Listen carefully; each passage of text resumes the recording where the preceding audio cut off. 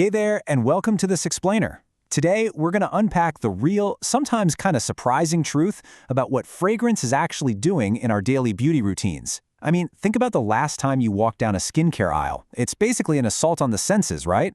You've got hundreds of bottles, those bright orange packaging pops, sleek gray jars, all just totally competing for your attention. We all have those lotions and potions we absolutely love, but have you ever stopped to wonder if that amazing smell is just a fun bonus or if it's doing something much, much deeper?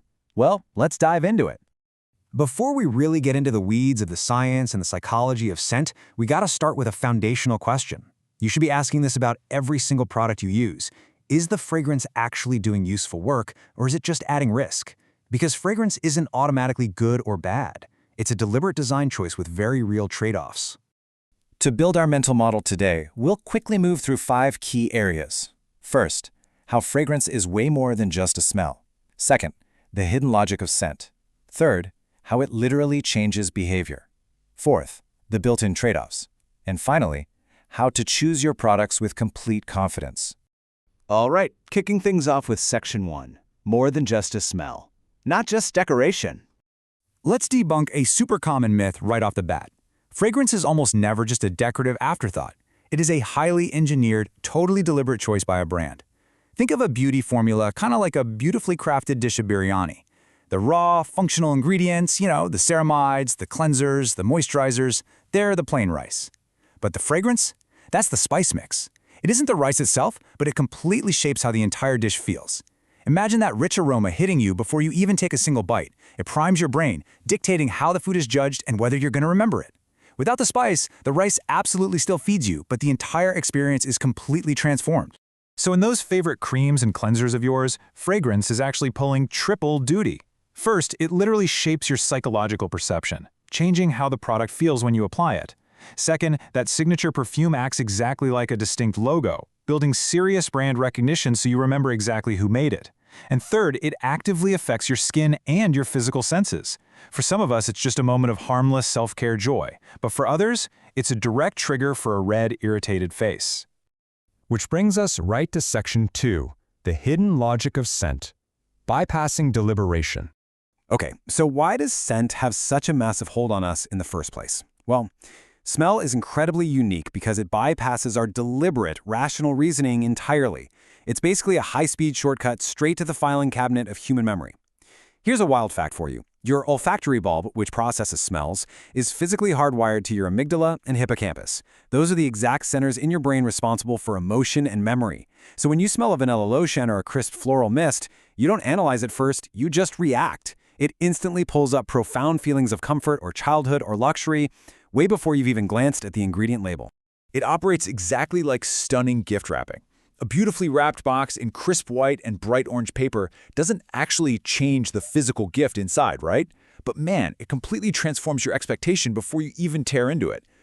In skincare, fragrance sometimes covers up the earthy, sharp, or maybe even medicinal smells of raw active ingredients. It smooths out those rough sensory edges and creates a highly polished expectation of luxury. That psychological buildup leads us perfectly into Section 3, how fragrance changes behavior, the sensory and human effects.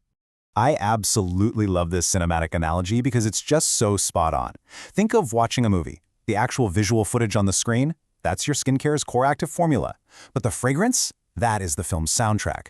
Imagine watching a terrifying scene in a horror movie, but someone is playing upbeat pop music over it. It totally changes the entire experience and meaning of the scene without altering a single frame of visual footage. Fragrance does the exact same thing to skincare chemistry. It can make a plain, inexpensive cream feel profoundly calming, or a basic body wash feel incredibly indulgent. But here is the massive psychological trap we all fall for. A pleasant experience does not automatically equal a better product.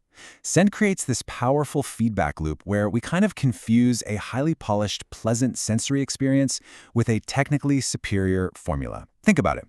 If a serum smells clinical and sharp, we instantly assume it's serious, hard-hitting skincare. If it smells rich and buttery, we assume it's deeply moisturizing. The brain takes a shortcut, and trust me, brands absolutely know this. And that brings up a really important reality check in Section 4, the built-in trade-off. It's not a free upgrade.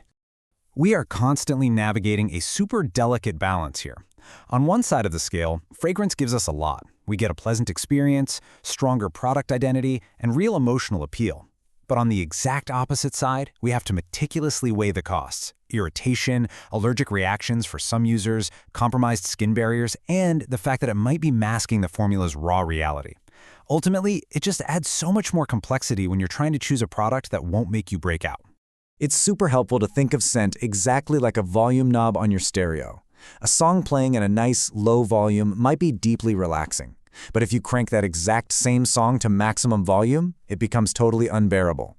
Similarly, a fragrance that feels elegantly comforting to one person might feel incredibly loud, overwhelming, and irritating to another person's skin. If you've ever dealt with a burning, sensitized face, you know exactly what I mean here. Fragrance is judged by fit and tolerance, not just by whether it objectively smells good. Plus, this whole trade-off is incredibly context-dependent. The role of a scent completely shifts based on the product type. What works beautifully to give you that fresh, clean vibe in a wash-off face cleanser might feel completely inappropriate and distracting in a highly concentrated leave-on treatment serum, where you really expect precision and minimal interference with your skin. All right, let's pull this all together in Section 5, Choosing with Confidence, Evaluating Product Fit.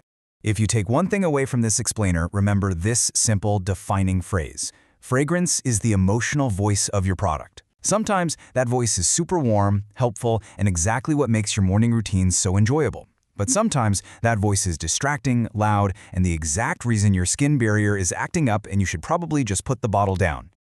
Making a really smart decision comes down to evaluating fit. Next time you pick up a product, run through a quick mental checklist. First, notice what the scent adds to your routine.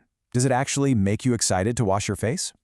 Second, consider what raw, medicinal odors it might be actively hiding. And most importantly, honestly evaluate what the fragrance is costing your personal skin tolerance. So, as we wrap up this explainer, I want to leave you with a provocative thought to really explore tonight.